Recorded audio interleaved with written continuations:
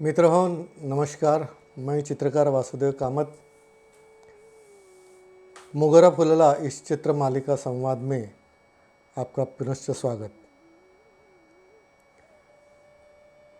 अब तक बहुत से विषयों को लेकर मैंने चित्र मालिका बनाई थी।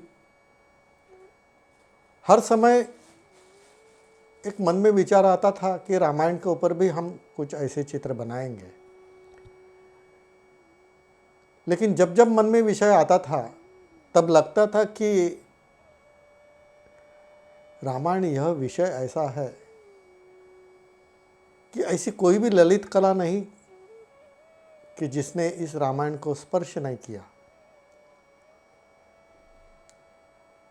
बड़े बड़े ग्रंथ हुए हैं, साहित्य कृति हुई है, इसके ऊपर नाटिका हुई है, रामलीला हुई है, इसके ऊपर चित्रपट हुए हैं, सीरीज बनी हुई है,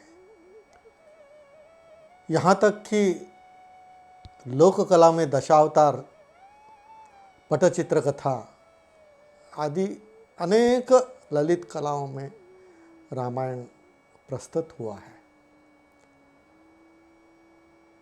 तो एक मन में आशंका हो जाती थी कि इतना सब कुछ हुआ है तो अलग वासुदेव तू अब और क्या करेगा।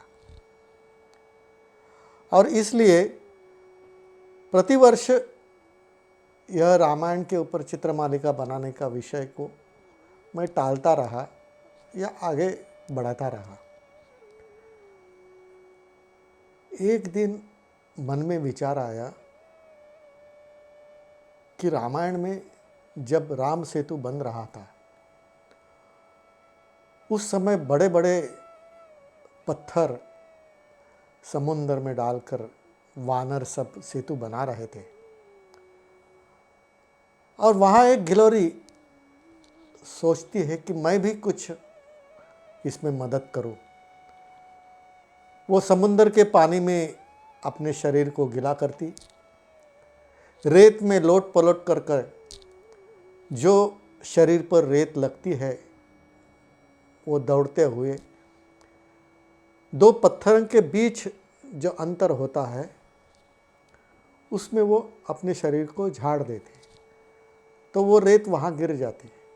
तो उस दो पत्थरों को सांधने का काम ये रेती करेंगे तो मेरी भी एक सेवा हो जाएगी।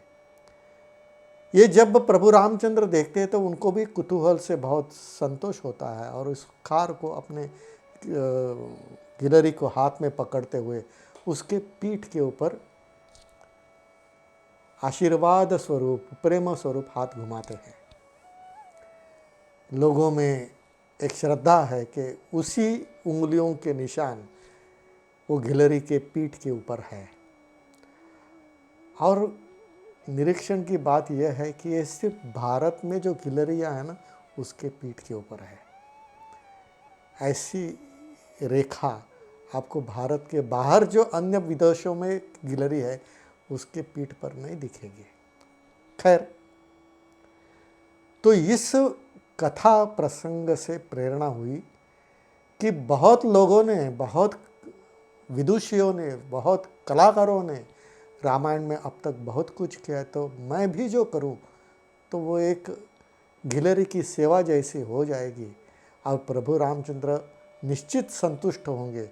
इस भावना से मैंने चित्रकालिका बनाने का निश्चय किया।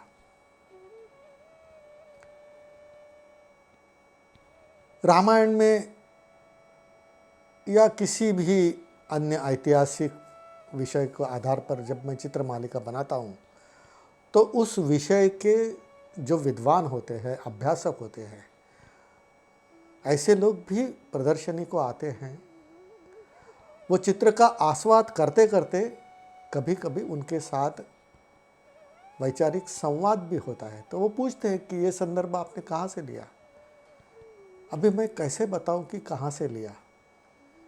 आदि कवि वाल्मीकि ने रामायण लिखा, रामचरितमानस महाकवि तुलसीदास ने, संत गोस्वामी तुलसीदास ने लिखा। बाद में दक्षिण में कंब रामायण है, अध्यात्म रामायण है, गीत रामायण महाराष्ट्र का है। ऐसे न जाने कितने 200 से भी अधिक रामायण साहित्य कृति में काव्य नहीं तो साहित्य स्वरूप लिखे गए हैं। तो मैं किसका आधार ले लूं?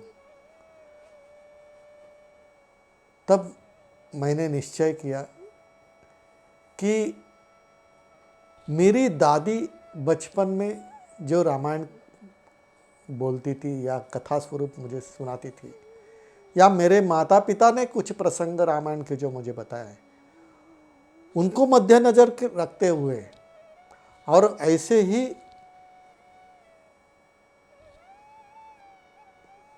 प्रत्यक्ष हनुमान जी हमें प्रेरणा दे रहे हैं, इस प्रकार का भाव रखते हुए मैंने ये पूरी 30 चित्र मालिका बनाई। और इस चित्रों में रामायण के जो चमत्कार के प्रसंग हैं उनको मैंने अलग रखा है, वो उसको मैंने महत्व दिया नहीं। रामायण यह ऐसे काव्य है, ऐसी कथा है कि जो केवल कथा नहीं है, केवल साहित्य कृति नहीं है, वो अपने दैनंदिन जीवन में आज भी अच्छा संस्कार देती है। तो मैंने सोचा कि ये जो भी चित्र बनेंगे, हर एक चित्र कुछ ना कुछ बोध या संस्कार देगा। लोग चित्र देखते थे, भाव विभोर होकर देखते थे, और सबको ये बात भी मंजूर होती थी, मान्य करते थे कि सचमुच आपने संस्कार देने वाले ही विषय लिए हैं। लेकिन कुछ कुछ लोगों को आशंकाएं रहती थी। तो वैसे ही यह एक चित्र है लंका दहन का। हनुमान जी ने लंका जलाई है, जल रही है, और वो बुभुत्कार करते हुए वीरता से हुए उद्घोषणा कर रहे हैं, और वहाँ एक छोटी सी गिलहरी है। ये सभी चित्रों में मैं गिलहरी हूँ, एक साक्षी स्वरूप, क्योंकि ये मेरी गिलहरी की सेवा, इस दृष्टि से ही मैंने ये पूरी मालिका बनाई। तो हर एक चित्र में आपको गिलहरी दिखाई देगी। तो कुछ जो अभ्यासु थे या कुछ जिज्ञासु थे, उन्होंने कहा कि इस चित्र में आप क्या संस्कार दे रहे हैं? जलाने का संस्कार दे रहे हैं, केवल विजय का संस्कार बता रहे हैं, क्या बताना चाहते हैं? आज के मात्रा में, आज के दैनंदिन जीवन में इसका क्या संस्कार मिल सकता है? तो मैंने कहा कि देखिए, आप तो कथा जानते हैं कि सीता की खोज करने के लिए लंका तक हनुमान जी पहुँचे, और जब वो सीता से मिले, मुद्रिका दे दी, उनसे मणि भी ले लिया, और उसके पश्चात वो वाटिका को उद्ध्वस्त करते हैं। तो रावण के सैनिक उसको पकड़कर दरबार में लेके जाते हैं, और उसके पूंछ को कपड़े बांधकर वो जलाई जाती है। वो जलती हुई पूंछ लेकर रावण के दरबार से उड्डान करते हुए लंका को जलाते जाते हैं।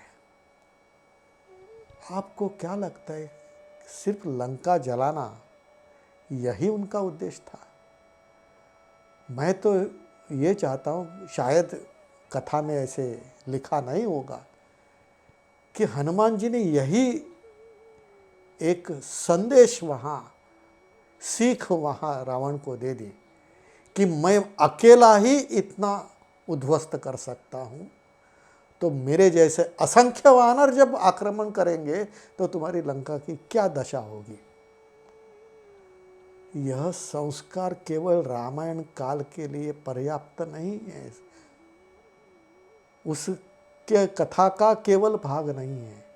वो संस्कार इतिहास में जो जो महापुरुष विक्रमी राजा शत्रु के साथ लड़े, तो उनके जो जो सैनिक थे, छत्रपति शिवाजी महाराज का एक एक मावड़ा जो था, वो इसी प्रकार लड़ता था कि मैं अकेला ही भारी हूँ। और केवल इतिहास के उदाहरण नहीं, आज भी सरहद पर अपने सैनिक डटकर जब खड़ा रहता है या युद्ध में भाग लेता है, तब मैं अकेला ही भारी हूँ, मैं अकेला ही 100 को नहीं 1000 को लाख को भारी हूँ, इस प्रकार का भाव रखकर लड़ता है। यह वीर्य की प्रेरणा ये वीर्य का संस्कार, यह आत्मविश्वास, स्वाभिमान जागृत करना वही अत्यंत आवश्यक है। यह संस्कार इस चित्र में मैंने व्यक्त करने का प्रयत्न किया है। ये सभी चित्र बने या सभी चित्र में जहाँ जहाँ हनुमान जी है, उस हनुमान जी को पूछ को मैंने एक बेल या घंटा लगाई है। वो घंटी का क्या है, ऐसे बार बार मुझे पूछते थे। तब मैं कहता था, दक्षिण में कर्नाटक से लेकर कन्याकुमारी तक जितने भी हनुमान जी की आप मूर्तियां देखेंगे, तो उस मूर्तियों में पूंछ को ऐसी घंटी का लगाई हुई आपने देखी होगी। वो सम्मान है उस पूंछ का। अलंकार कहाँ लगाते हैं हम? कान में अलंकार लगाते हैं, गले में अलंकार रखते हैं, बाल बंद रखते हैं, कंकण रखते हैं, यहाँ तक कि कमर को और घुटने को भी हम अलंकार लगाते हैं। हनुमान जी की पूंछ का भी शौर्य, औदार्य, ताकत उतनी ही महत्वपूर्ण है। वो केवल उसका नीचे अवयव नहीं है, तो उसको सम्मान रखना भी उतना ही आवश्यक है। इस दृष्टि से पूंछ को बेल या तो घंटी का लगाई होगी, वो मुझे बहुत अच्छा लगा। तो इस पूरे सीरीज़ में जहाँ जहाँ हनुमान जी है, उस हनुमान जी के पूंछ को मैंने ये छोटी सी घंटी का अलंकार स्वरूप दिखाई है। वो अलंकार है, उसका सम्मान है। चित्र संस्कार देता है, चित्र कहानी भी बताता है, लेकिन चित्र सौंदर्य के साथ साथ बोध भी देता है। उस बोध चित्र की इस श्रृंखला में ऐसे ही चित्रों के साथ हम फिर उपस्थित रहेंगे। नमस्कार।